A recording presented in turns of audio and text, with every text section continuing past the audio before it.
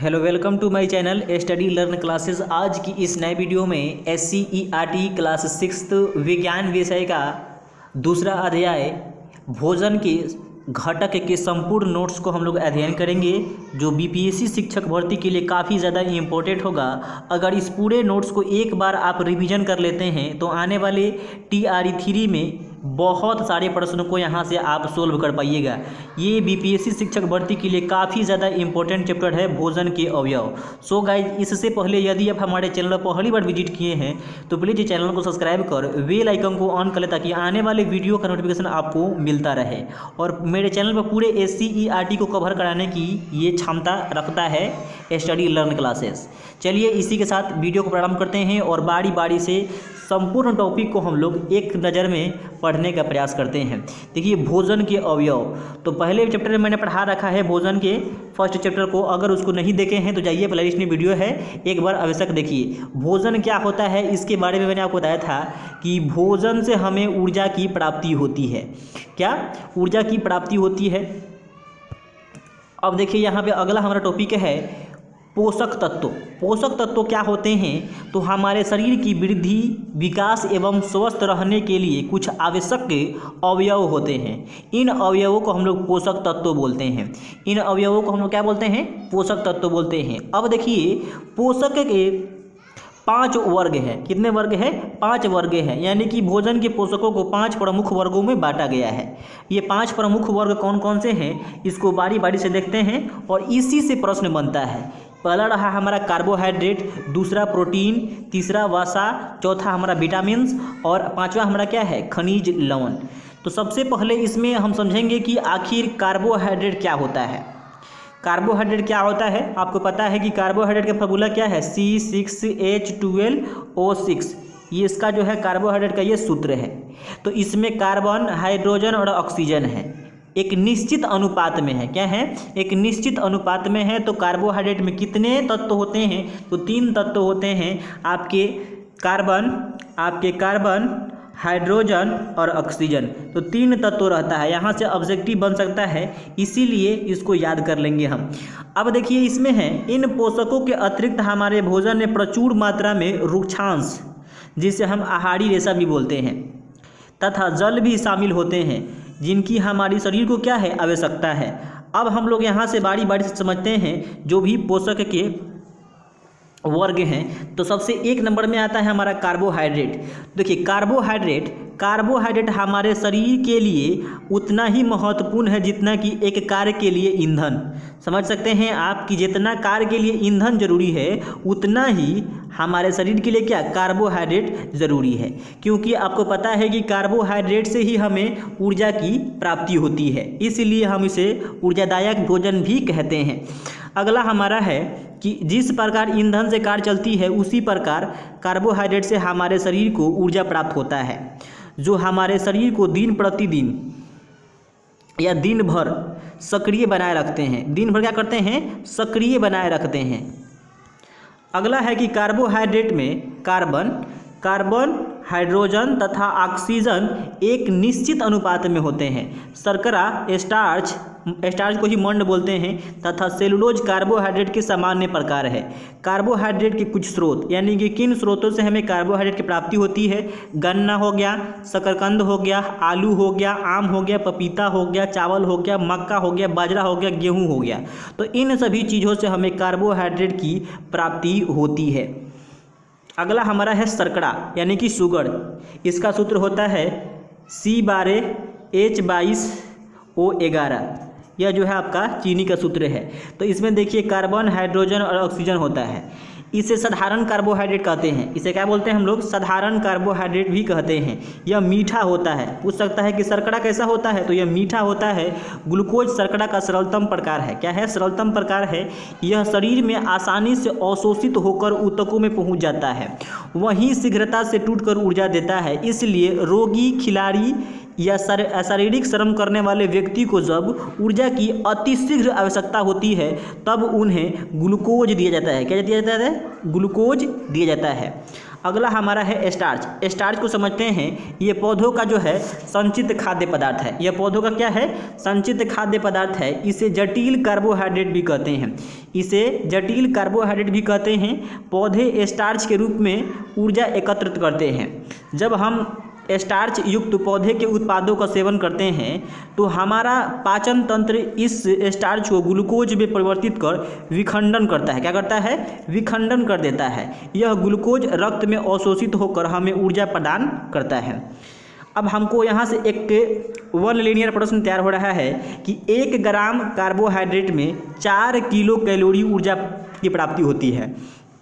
यदि हम 1 ग्राम कार्बोहाइड्रेट ले रहे हैं तो उससे 4 किलो क्या कैलोरी ऊर्जा की हमें प्राप्ति होती है। एक वयस्क व्यक्ति, देखिए, एक व्यक्ति को प्रतिदिन 400 से 450 ग्राम कार्बोहाइड्रेट की आवश्यकता है। तो भी एक वयस्क व्यक्ति है, उसको प्रतिदिन 400 से 450 ग्राम कार्बोहाइड्रेट की आवश्यकता है। प्रतिदिन उसको 450 ग्राम कार्बोहाइड्रेट लेना ही है। अब कार्बोहाइड्रेट के कार्य को जानते हैं कि कार्बोहाइड्रेट के कार्य क्या होते हैं। यह मुख्य रूप से हमारे शरीर को ऊर्जा प्रदान करते हैं। यह प्रश्न पूछ सकता है कि कार्बोहाइड्रेट का कार्य क्या होता है। तो कार्बोहाइड्रेट का मुख्य कार्य होता है शरीर को ऊर्जा प्रदान करना। आवश्यकता से अधिक मात्रा में सेवन किया गया कार्बोहाइड्रेट शरीर में भोजन के रूप में जमा हो जाता है। बहुत अहड़ चढ़ के मैंने खा लिया मान लीजिए, ठीक, तो जितना इसको आवश्यकता है उतना ही क्या करेगा, उतना ही लेके ऊर्जा बनाएगा और भोजन को क्या करेगा, एकत्रित कर लेगा। यह जंतुओं में ग्लाइकोजन तथा पौधे में स्टार्च के रूप में जो है संचित होता है। आवश्यकता पड़ने पर ऊर्जा के उत्पादन के लिए इनका उपयोग होता है। जैसे कि आप गाय को देखे होंगे, बकरी को देखे होंगे, वो एक बाइक सब चीज़ को खा लेता है जितना है, और बारी बारी से धीरे धीरे उसे फिर निकाल कर क्या करता है, पगड़ी करता है, और फिर उससे उसको ऊर्जा की प्राप्ति होती रहती है। आगे हमारा है कि मंड की हम लोग जाँच कैसे करेंगे। मान लीजिए कि कोई खाद्य पदार्थ दे दिया गया और बताया गया कि इसमें किसकी मात्रा अधिक है, तो उसको हम लोग जांच कैसे करेंगे। देखिए, मंड की जांच करने के लिए खाद्य पदार्थ में आयोडीन के तनु घोल को हम लोग डालते हैं। किस घोल का डालते हो, तो आयोडीन के तनु घोल को डालते हैं। डालने पर क्या होता है, खाद्य पदार्थ का रंग नीला या काला हो जाता है। कैसा होता है, नीला या काला हो जाता है। नीला या काला भोजन में मंड की उपस्थिति को दर्शाता है। नीला या काला भोजन में किसकी उपस्थिति को दर्शाता है, तो मंड यानी कि कार्बोहाइड्रेट की उपस्थिति को दर्शाता है। ठीक इसी प्रकार हमारा आया अब 2 नंबर में प्रोटीन। देखिए, प्रोटीन क्या होता है। प्रोटीन में क्या, कार्बन, हाइड्रोजन और ऑक्सीजन के अतिरिक्त नाइट्रोजन अनिवार्य रूप से उपस्थित होते हैं। चलते हैं अब फर्स्ट पेज पर। यहाँ आपको दिखाई दे रहा होगा, बताया गया है कि प्रोटीन में जो है इसका सूत्र क्या है, C6H12O6 है। ठीक, उसके बाद हम लोग 2 नंबर अध्ययन कर रहे हैं प्रोटीन। तो इसमें देखिए RCH2NH2COOH। तो इसमें देखिए C क्या है, हमारा कार्बन है, H क्या है, हाइड्रोजन है, N क्या है, नाइट्रोजन है, और आपका H क्या है, हाइड्रोजन है, C कार्बन, ये दोनों ऑक्सीजन, और ये आपका रहा हाइड्रोजन। R इस जो है ग्रुप है, R क्या है, ग्रुप है, R इसका ग्रुप है। तो वही बता रहा है, इसमें कार्बोहाइड्रेट की तुलना में इसमें कार्बन, हाइड्रोजन, ऑक्सीजन के अलावा नाइट्रोजन, यहाँ पे देख सकते हैं बीच में नाइट्रोजन है, नाइट्रोजन भी क्या होता है, उपस्थित होता है। अब हम समझते हैं इसमें कि यह पौधे तथा जंतुओं में बहुत अधिक पाया जाता है। यह जो है पौधे तथा जंतुओं में सबसे अधिक मिलता है। हमारे अगला इसका है कि स्रोत, यानी कि प्रोटीन के 2 स्रोत हैं, एक हमारा पादप स्रोत, दूसरा हमारा है जंतु स्रोत। तो प्रोटीन के पादप स्रोत को देखते हैं, जैसे चना हो गया, मूंग हो गया, तुअर हो गया, मटर हो गया, राजमा हो गया, सोयाबीन हो गया, ये सब क्या है, प्रोटीन के पादप स्रोत हैं। ठीक इसी प्रकार अब जंतु स्रोत को देखते हैं, जैसे दूध हो गया, मछली हो गया, मांस हो गया, अंडा हो गया, पनीर हो गया। इससे हमें किसकी प्राप्ति होती है, तो इससे हमें प्रोटीन की प्राप्ति होती है। प्रोटीन की हम लोग जाँच कैसे करेंगे। प्रोटीन की जांच के लिए क्या करना पड़ेगा, तो खाद्य पदार्थ में कॉपर सल्फेट और कास्टिक सोडा का सूत्र क्या है, NaOH, यानी कि सोडियम हाइड्रोक्साइड जो है कास्टिक सोडा का सूत्र है। डालने पर यदि खाद्य पदार्थ का रंग बैगनी हो जाता है, कैसा हो जाता है, बैगनी हो जाता है, तो बैगनी रंग खाद्य पदार्थ में प्रोटीन को क्या करता है, पुष्टि करता है। और काला या नीला किसका पुष्टि करता है, तो काला या नीला जो है आपका कार्बोहाइड्रेट का पुष्टि करता है। ठीक, तो इसको याद करने वाला ये फैक्ट है, यहाँ से प्रश्न बन सकता है। अब समझते हैं कि प्रोटीन के कार्य क्या हैं। तो यह ऊतकों का निर्माण एवं मरम्मत करता है। प्रोटीन जो है ऊतकों का निर्माण एवं मरम्मत करता है, अर्थात शरीर की वृद्धि तथा टूटे फूटे भागों की मरम्मत के लिए नई कोशिका बनाता है। नई कोशिकाओं को भी क्या बनाता है, ये प्रोटीन बनाता है। इसलिए वैसे भोजन जिसमें प्रोटीन की मात्रा अधिक होती है उसे शरीर वर्धक भोजन भी कहते हैं। तो शरीर वर्धक भोजन किसे कहते हैं, तो प्रोटीन को बोलते हैं। किसको बोलते हैं, प्रोटीन। तो ये भी जितना छोटे छोटे पॉइंट मिल रहा है यहीं से प्रश्न सब बनते हैं। अगर इसको एक बार हम रिवीजन कर लेंगे तो आवश्यक ही बीपीएससी शिक्षक भर्ती TRE3 में बेहतर प्रदर्शन जरूर कर पाएंगे। अगला हमारा है कि शरीर वृद्धि के लिए शिशु तथा गर्भवती महिला को प्रोटीन की आवश्यकता क्या होती है, बहुत अधिक होती है। आप देखे होंगे हमारे अस्थियां, मांसपेशियां, त्वचा, बाल, नाखून आदि मुख्य रूप से प्रोटीन के ही बने होते हैं। ऊन तथा सिल्क भी प्रोटीन से बनते हैं। जो भी ऊन तथा सिल्क हैं वो किससे बनते हैं, प्रोटीन से ही बनते हैं। विशेष परिस्थितियों में आवश्यकता पड़ने पर प्रोटीन से ऊर्जा भी प्राप्त होती है। इसका प्रमुख कार्य ऊतकों का निर्माण करना है। तो यहाँ से पूछ सकता है प्रश्न कि प्रोटीन का प्रमुख कार्य क्या है, तो ऊतकों का निर्माण करना ही है। लेकिन कभी कभी विशेष परिस्थिति में क्या होगा, इससे भी ऊर्जा की प्राप्ति कर दी जाता है। जब हम बहुत काम करते हैं तो हमें ऊर्जा की आवश्यकता होती है, उस समय हम कार्बोहाइड्रेट नहीं ले पाते हैं, तो हमारे शरीर में जो है प्रोटीन है, तो प्रोटीन से ही ऊर्जा बनाने लगता है हमारे शरीर और उसको प्राप्ति होने लगता है। अगला हमारा है 3 नंबर वसा। वसा को बोलते हैं हम लोग फैट। वसा क्या बोलते हैं, फैट बोलते हैं। कार्बोहाइड्रेट की तरह वसा भी कार्बन, हाइड्रोजन तथा ऑक्सीजन का बना होता है। किसका बना होता है, ऑक्सीजन का बना होता है। लेकिन इसमें कार्बोहाइड्रेट की अपेक्षा हाइड्रोजन की मात्रा बहुत अधिक होती है। क्या होती है, बहुत अधिक होती है। अब हम जानते हैं कि वसा के 2 स्रोत होते हैं, एक जो है आपका जंतु स्रोत, दूसरा जो है आपका पादप स्रोत। तो जंतु स्रोत जैसे मक्खन, घी, दूध, क्रीम, अंडा, तेलीय मछली, मांस, इससे क्या होता है, हमें वसा की प्राप्ति होती है। ठीक इसी प्रकार जैसे गिरी हो गया, तिल हो गया, मूंगफली हो गया, सूरजमुखी तेल हो गया, नारियल तेल हो गया, सरसों तेल हो गया, सोयाबीन का तेल हो गया, इससे भी हमें वसा की प्राप्ति होती है। अब वसा के कार्य को समझते हैं। वसा के कार्य क्या होते हैं, तो वसा शरीर में संचित ऊर्जा है। जैसे कि आपको पता है कि कार्बोहाइड्रेट जो है पेड़ पौधा क्या है, एक संचित खाद्य पदार्थ है। ठीक उसी प्रकार वसा जो है हमारे शरीर का क्या है, एक संचित ऊर्जा है। आवश्यकता पड़ने पर या विशेष परिस्थितियों में जैसे कि भोजन उपलब्ध ना होना या सामान्य से अधिक ऊर्जा की जरूरत होना आदि, इससे ऊर्जा की प्राप्ति होती है। यानी कि बहुत अधिक हमें ऊर्जा की आवश्यकता है तो वसा से भी हम लोग क्या कर सकते हैं, ऊर्जा की प्राप्ति करते हैं। अगला हमारा पॉइंट है कि सामान्य परिस्थितियों में ऊर्जा देने का कार्य कार्बोहाइड्रेट का ही है। किसका ही है, कार्बोहाइड्रेट का ही है।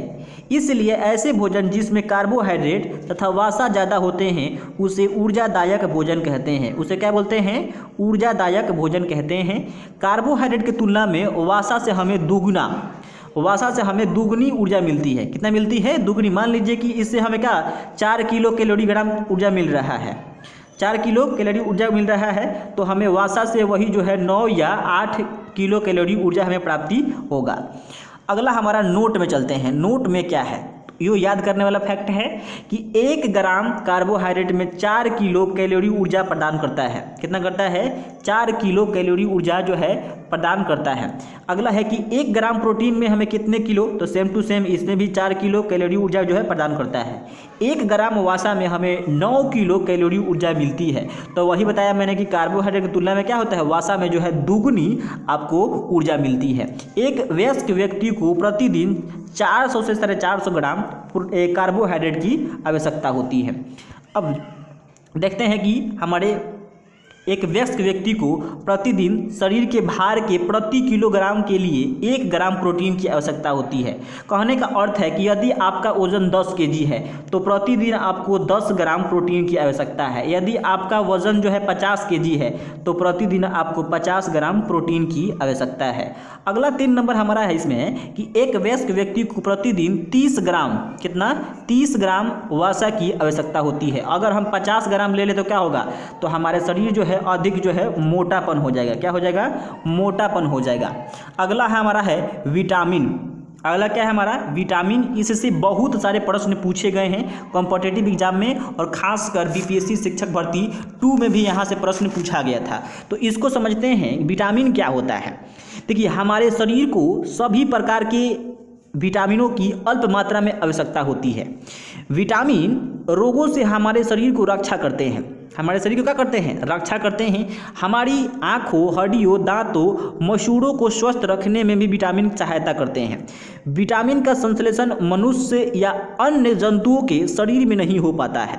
जो भी इसका संश्लेषण है ये हमारे शरीर में होता है कि नहीं होता है? नहीं होता है। अतः हमें यह भोजनों से ही प्राप्त करना होता है। किससे प्राप्त करते हैं विटामिन? तो भोजन से ही हमें प्राप्त होता है विटामिन। अब समझते हैं कि विटामिन के कमी से होने वाला रोग कौन से हैं। तो विटामिन की कमी से होने वाला रोग अभावजन्य रोग या हीनता जनित रोग या अपूर्णता रोग कहलाता है। तो यहाँ से प्रश्न पूछेगा कि विटामिन की कमी से होने वाला रोग कौन से हैं। तो इसको याद करिए, तीनों जो है एक ही है। अपूर्णता रोग बोलिए या अभावजन्य रोग बोलिए या हीनता जनित रोग बोलिए, ये सब किससे कमी से होता है? तो विटामिन की कमी से होता है। विटामिन कई प्रकार के होते हैं जिन्हें अलग अलग नामों से जाना जाता है। इनमें से कुछ को vitamin A, B, C, D, E तथा के नाम से जाना जाता है। विटामिनों के एक खास समूह को हम लोग विटामिन बी कॉम्प्लेक्स कहते हैं। क्या बोलते हैं? बी कॉम्प्लेक्स कहते हैं। इसमें देखिए B1 हो गया, B2 हो गया, आपका B6 हो गया, B12 हो गया। तो ये सब क्या है? विटामिनों के एक समूह है। इसको हम लोग बोलते हैं विटामिन बी कॉम्प्लेक्स बोलते हैं। अगला हमारा है कि विटामिन ए हमारी त्वचा, आँखों को स्वस्थ रखता है। विटामिन सी बहुत से रोगों को लड़ने में हमारी क्या करता है? मदद करता है। विटामिन डी हमारी अस्थियों यानी कि हड्डियों, दांतों के लिए कैल्शियम का उपयोग करने में हमारी मदद करता है। अगला है विटामिन को वसा और पानी में उनकी घुलनशीलता के आधार पर दो वर्गों में बांटा गया है। यानी जो वसा में घुलता है और जो पानी में घुलता है, दोनों को जो है अलग अलग कर दिया गया है। तो सबसे पहले हम समझेंगे कि जल में घुलनशील विटामिन। तो जल में कौन कौन से घुल सकते हैं? इस समूह के विटामिन में विटामिन बी समूह तथा सी को रखा गया है। विटामिन बी समूह के जितने हो गया और विटामिन सी को रखा गया, मात्र इसमें दो ही है। तो आसानी से हम लोग याद कर सकते हैं कि जल में घुलने वाले विटामिन कौन कौन से हैं। तो जितने भी बी समूह के विटामिन हैं और विटामिन सी, ये सब जो है जल में आसानी से घुल जाते हैं। अब देखिए विटामिन बी कई विटामिनों के समूह हैं जिसमें प्रमुख है B1, B2, B6, B12। अब इसके बारी बारी से इसके कार्य को देखते हैं। अगला है कि विटामिन बी समूह के विटामिनों के कार्य एक दूसरे से मिलते जुलते हैं। इस समूह के विटामिन पाचन संस्थान, तंत्रिका संस्थान के कार्यों को सुचारू रूप से चलाने में मदद करते हैं। यानी कि सही तरीका से चलाने में क्या करते हैं? मदद करते हैं। विटामिन 12 रक्त के निर्माण में सहायक है। विटामिन ये पूछ सकता है कि विटामिन 12 जो है किसके निर्माण में सहायता करता है? तो रक्त के निर्माण में सहायता करता है। तो इसको याद कर लीजिएगा। अगला हमारा है कि विटामिन सी मसूड़ों तथा संधियों को स्वस्थ रखता है। मसूड़ों तथा संधियों को स्वस्थ रखता है तथा रोग निरोधक क्षमता बढ़ाता है। विटामिन सी क्या करता है? रोग निरोधक क्षमता बढ़ाता है। अगला है कि वसा में घुलनशील विटामिन। तो वसा में कौन कौन से घुल जाता है? तो विटामिन ए घुल जाएगा, डी घुल जाएगा, ई घुल जाएगा और के विटामिन वसा में घुलनशील होता है। तो इसको याद कर लीजिएगा सबको। विटामिन ए नेत्र, त्वचा तथा बालों को स्वस्थ रखता है, पहले मैंने बता दिया। फिर यहाँ पे आए तो फिर से मैंने रिपीट कर दिया। विटामिन डी हड्डियों, दांतों के निर्माण में सहायक तथा उन्हें स्वस्थ रखता है। विटामिन ई जनन अंगों, पेशियों को क्रियाशील रखता है।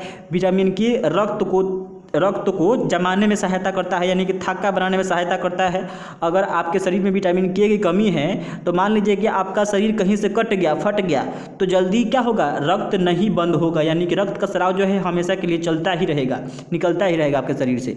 अगला है कि जल में घुलनशील विटामिन के स्रोत, यानी जो भी जल में घुल रहा था, तो जितने भी बी कॉम्प्लेक्स वर्ग के विटामिन थे और विटामिन सी था, यही तो दो गोझा जो जल में घुल रहा था। तो समझते हैं कि इसके स्रोत कौन कौन से होते हैं। सबसे पहले है हमारा B1। तो हाथ का कूटा हुआ चावल, गेहूं का दलिया, राजमा, सोयाबीन, मूंगफली, दाल, फल, हरी सब्जी से हमें विटामिन B1 की प्राप्ति होती है। विटामिन B2 हरी सब्जियां, ईस्ट, दूध, यकृत से हमें विटामिन B2 की प्राप्ति होती है। अगला है विटामिन B6। इससे दूध, ईस्ट, यकृत, साबुत अनाज, अंडा से हमें विटामिन B6 की प्राप्ति होती है। विटामिन B12 मांस, मछली, यकृत से हमें विटामिन B12 की प्राप्ति होती है। अगला हमारा है कि जल में घुलनशील वाला, तो हो गया ये आपका विटामिन सी। नींबू, संतरा, मौसमी, आंवला, टमाटर, अमरूद, हरी मिर्च, हरी सब्जियां से हमें विटामिन सी की प्राप्ति होती है। तो यहाँ से प्रश्न पूछा गया था कि नींबू में कौन से विटामिन मिलता है, तो नींबू में विटामिन सी मिलता है, यही प्रश्न पूछा गया था। अगला है कि वसा में घुलनशील विटामिन के स्रोत। तो वसा में कौन कौन से विटामिन जो है घुलनशील हैं, इसको देखते हैं। विटामिन ए पालक, जार, पपीता, पके आम, मछली का तेल, दूध तथा अन्य रंगीन सब्जियां विटामिन ए के क्या हैं, स्रोत हैं। जैसे कि मेथी भी हो गया, मेथी भी क्या है, विटामिन ए के स्रोत हैं। विटामिन डी के स्रोत, तो सूर्य की किरण, आपको पता है कि सूर्य की किरणों से क्या मिलती है, हमें विटामिन डी की प्राप्ति होती है। तथा मछली का तेल हो गया, मछली के तेल से भी हमें विटामिन डी की प्राप्ति होती है। विटामिन ई हरी पत्तीदार सब्जी जो हो गया, जैसे साग हो गया, गेहूं हो गया, दूध हो गया, मक्खन, टमाटर हो गया, इससे हमें किस चीज़ की प्राप्ति होती है, तो विटामिन ई की प्राप्ति होती है। विटामिन के, इससे हमें पत्ता गोभी देखिए, जिसे हम लोग बोलते हैं बंदा गोभी, तो बंदा गोभी से हमें विटामिन के की प्राप्ति होती है। अगला टॉपिक है हमारा खनिज लवण। खनिज लवण क्या होता है, यह भी हमारे शरीर के लिए क्या है, बहुत ज़्यादा आवश्यकता है, लेकिन वो भी अल्प मात्रा में। हमारे शरीर को खनिज लवणों की आवश्यकता अल्प मात्रा में होती है। शरीर के उचित विकास तथा स्वास्थ्य के लिए प्रत्येक खनिज लवण आवश्यक है। जितने भी हमारे शरीर में खनिज लवण हैं, सबकी क्या है, अल्प मात्रा में आवश्यकता है। लौह वह खनिज है जो रक्त में लाल पिगमेंट अर्थात हीमोग्लोबिन में पाया जाता है। तो हीमोग्लोबिन में क्या पाया जाता है, आपका लाल पिगमेंट पाया जाता है, और हीमोग्लोबिन के कारण ही रक्त का रंग कैसा होता है, लाल दिखाई देता है। कैल्शियम तथा फास्फोरस जैसे खनिज हड्डियों तथा दांतों में पाए जाते हैं। शरीर में कैल्शियम तथा फास्फोरस बड़ी मात्रा में उपस्थित रहते हैं, इसलिए इन्हें माइक्रो या प्रमुख खनिज भी बोलते हैं। तो यहाँ से प्रश्न पूछेगा, निम्नलिखित में से कौन माइक्रो या प्रमुख खनिज है, तो कैल्शियम और फास्फोरस आपको याद करना पड़ेगा। अगला हमारा है, हमारे शरीर में लौह तथा आयोडीन कम मात्रा में पाया जाता है। लौह मतलब कि आयरन, और आयोडीन कम मात्रा में पाया जाता है, इसलिए इसे सूक्ष्म खनिज भी बोलते हैं। इसे हम लोग क्या बोलते हैं, सूक्ष्म खनिज भी बोलते हैं। अगला है हमारा कैल्शियम। तो कैल्शियम के सभी कार्य को देखते हैं। यह हमारी हड्डियों तथा दांतों के विकास में सहायक होता है, इसको मजबूत बनाता है। रक्त का थक्का बनना कैल्शियम का जीवन रक्षक कार्य है। रक्त का थक्का बनाना जो है कैल्शियम का जीवन रक्षक कार्य है, सबसे मेन पॉइंट है यही। यह मांसपेशियों को गतिशील बनाए रखने में भी सहायक होता है, जो भी कैल्शियम है। तो कैल्शियम के इतने सारे कार्य हैं हमारे शरीर में, इसको भी आप लोग याद कर लीजिएगा। अगला है कि कैल्शियम मुख्य रूप से दूध और इसके उत्पाद जैसे कि पनीर हो गया, दही हो गया, लस्सी हो गया, कैल्शियम ये स्रोतम क्या है, स्रोत हैं। अगला पालक, मेथी, हरा धनिया सोरी भी हम क्या होता है, कैल्शियम की प्राप्ति होती है। अगला हमारा आयरन यानी कि लोहा, यह एक बहुत ही महत्वपूर्ण खनिज है। यह हमारे रक्त में हीमोग्लोबिन नामक यौगिक के निर्माण के लिए आवश्यक है, जो ऑक्सीजन को शरीर के सभी भागों तक पहुंचाने में सहायक हैं। आयरन ही है हमारे से जो है क्या करता है, ऑक्सीजन को सभी भागों में पहुंचाता है। लौह तत्व मुख्य रूप से पालक, मेथी, पुदीना, पशुओं के लीवर, कलेजी, गुर्दा तथा अंडा की जर्दी, जो पीला वाला होता है अंडा की जर्दी, इसके अलावा गुड़ हो गया, खजूर और अनार में पाया जाता है। ये उनके स्रोत हो गए। अब अगला हमारा है आयोडीन। आयोडीन समझ लेते हैं। देखिए, आयोडीन की आवश्यकता हमें अपने शरीर की थायराइड ग्रंथि समझते हैं, जो गले के नीचे होता है, थायराइड ग्रंथि की सुचारू कार्य प्रणाली के लिए होती है। इसका स्रोत क्या है, तो आयोडीन युक्त हम लोग नमक का सेवन करेंगे, समुद्री भोजन करेंगे, मछली जो हो गया, आयोडीन युक्त मिट्टी में उगने वाले पौधों को खाएंगे, इन चीज़ों से हम क्या होगा, प्राप्ति हो जाएगा आयोडीन के। इसके अलावा आयोडीन युक्त नमक भी आता है। अगला है कि वह आयोडीन की कमी से हमें बौनेपन की समस्या उत्पन्न हो जाती है। अब समझते हैं कि बौनापन क्या होता है। तो वह अवस्था जिसमें व्यक्ति का शारीरिक तथा मानसिक विकास अत्यंत संकुचित हो जाता है, यानी कि रुक जाता है, उसे हम लोग बोलते हैं बौनापन। भोजन प्रबलीकरण की प्रक्रिया में भोजन में सूक्ष्म पौष्टिक तत्वों को शामिल किया जाता है। तो यहाँ से प्रश्न बनेगा इसका कि भोजन प्रबलीकरण में किस चीज़ को जो है शामिल किया जाता है। तो पौष्टिक तत्व यानी जो भी पौष्टिक तत्व का आहार है उसी को इसमें शामिल किया जाता है। अगला हमारा है रुक्षांश। यह भी काफ़ी हमारे शरीर के लिए क्या है, अनिवार्य रूप से उपयोगी है। हमारे भोजन में रुक्षांश अनिवार्य रूप से होना चाहिए। इससे खाए जाने वाले योग्य रेशा भी बोलते हैं हम लोग, ठीक। ये ऐसे आहारी रेशा भी कहते हैं। ये हमारे शरीर में क्या होता है, बहुत इसकी आवश्यकता है। रुक्षांश वास्तव में सेलुलोज जो पादप कोशिकाओं को कोशिका भित्ति बनाता है, जो पादप कोशिकाओं क्या बनाता है, कोशिका भित्ति बनाता है। रुक्षांश हमें रेशेदार सब्जियों जैसे साग, सलाद, छिलके वाले फल यानी कि जो भी छिलके वाले फल हैं, हरी ताजी सब्जियां, साबुत अनाज से प्राप्त होता है। इसके अलावा है हमारे शरीर में सेलुलोज का पाचन नहीं होता है। हमारे शरीर में जो है सेलुलोज का पाचन नहीं होता है, इससे किसी प्रकार के पोषक तत्व भी नहीं मिलता है। तो हमारे शरीर में ये ना इसका पाचन होता है, ना ही जो है इससे क्या होता है, किसी भी प्रकार का पोषक तत्व हमें प्राप्ति होती है। अगला है कि रुक्षांश हमारे भोजन का अनिवार्य घटक है। इसकी उपस्थिति से भोजन का आयतन बढ़ जाता है। इसकी उपस्थिति से क्या होता है, भोजन का आयतन बढ़ जाता है। यह अपचे भोजन यानी कि मल समझते हैं, मल को शरीर से बाहर निकालने में मदद करता है। भोजन में रुक्षांश की कमी से मल आसानी से शरीर के बाहर नहीं निकल पाता है। यह स्थिति जो है कब्ज कहलाता है। यह स्थिति क्या कहलाता है, कब्ज कहलाता है। आप इसका शिकायत सुने होंगे, कब्ज हो गया है। रुक्षांश हमें पादप स्रोतों से ही मिलती है, इसलिए नॉन वेजिटेरियन व्यक्ति को कब्ज की शिकायत अधिक मिलती है। जो नॉन वेजिटेरियन व्यक्ति होता है उसको कब्ज की शिकायत बहुत अधिक देखने को मिलता है। अगला सबसे इम्पोर्टेंट, जल ही जीवन। अगला हमारा है जल। इसको समझ लेते हैं कि जल क्या होता है।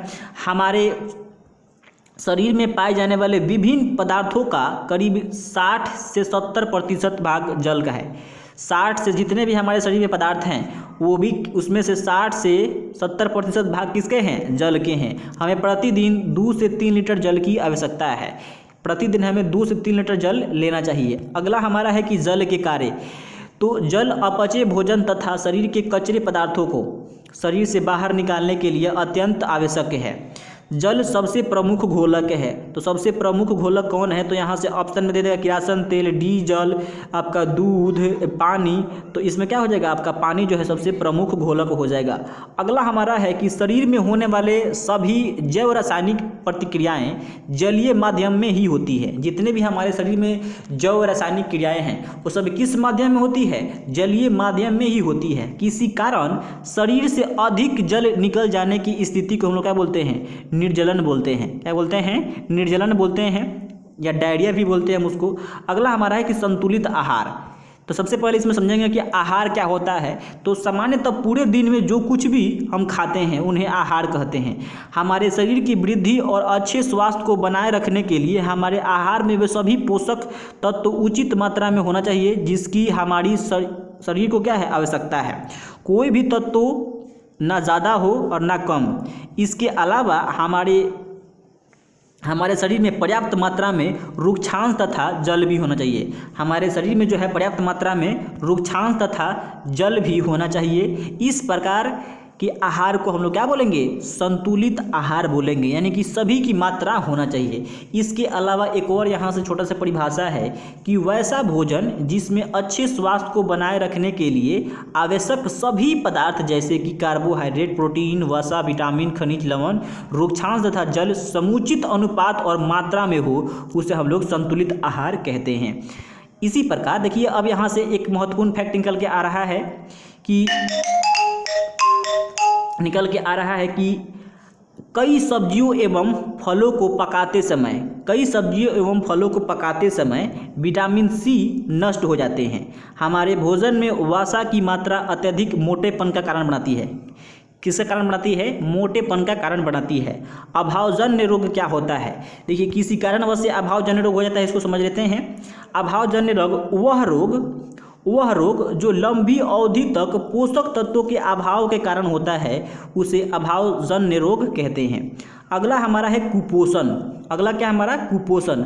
जब शरीर को आवश्यक मात्रा में पोषक तत्वों पदार्थ नहीं मिलते हैं, तब इस स्थिति को हम लोग बोलते हैं कुपोषण। इस स्थिति में क्या होता है कि हमारा पेट जो है बाहर आ जाता है और हमारे हाथ पैर जो है पूरे पतले पतले दिखाई देने लगते हैं, हमारी पसलियाँ भी दिखाई देने लगती है। शिशु में प्रोटीन की कमी से होने वाला रोग जो क्या है, क्वाशी-योरकर नामक रोग होता है। तो प्रोटीन की कमी से कौन सा रोग होता है, क्वाशी-योरकर नामक रोग होता है। अगला है प्रोटीन तथा कार्बोहाइड्रेट दोनों की कमी साथ साथ अगर हो जाए, साथ साथ होने से शिशुओं में होने वाला रोग जो है मेरेमणस रोग है। मेरेमणस रोग किससे होता है, तो अगर हमारे शरीर में जो है प्रोटीन और कार्बोहाइड्रेट दोनों जो है साथ साथ कम हो जाए तो इससे मेरेमणस नामक रोग होता है। अगला है कि विटामिन ए की कमी से कौन सा रोग होता है, तो दृष्टि क्षीणता या रतौंधी रोग होता है। इससे रात में कम दिखाई होता है। इससे क्या होता है कि रात में हमें कम दिखाई देता है। विटामिन B1 इसकी कमी से हमें बेरी इसकी कमी से कौन सा रोग होता है, बेरी रोग उत्पन्न होता है। इससे ऊर्जा की कमी से काम करने में कठिनाई होने लगता है तथा कमजोर हमारा पेशियाँ हो जाता है। इसके अलावा विटामिन B2 इसकी कमी से हमें क्या होता है, मुंह आ जाता है, समझता है, मुंह का फरना, यानी मुंह में छोटे छोटे दाना हो जाते हैं लाल। इससे जीभ, होंठ और मुंह में छल्ले पड़ जाते हैं। जैसे ही हम कुछ खाते हैं तो बहुत अधिक मात्रा में हमें तीत लगने लगता है, समझते हैं ना, तीत लगना, तो उसको बोलते हैं मुंह आना। अगला हमारा है विटामिन B6 B12 की कमी से एनीमिया रोग होता है। कौन सा रोग होता है, एनीमिया रोग उत्पन्न होता है। इससे शरीर में रक्त की कमी हो जाती है। इससे क्या होता है, शरीर में जो है रक्त की यानी कि खून की कमी हो जाती है।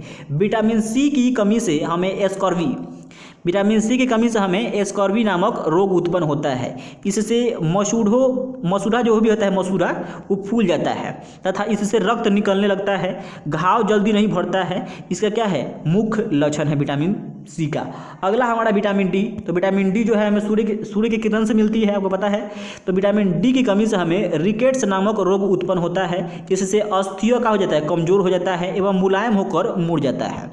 तो विटामिन डी की कमी से कौन सा रोग होता है, तो रिकेट्स नामक रोग होता है, याद कर लीजिएगा लोग।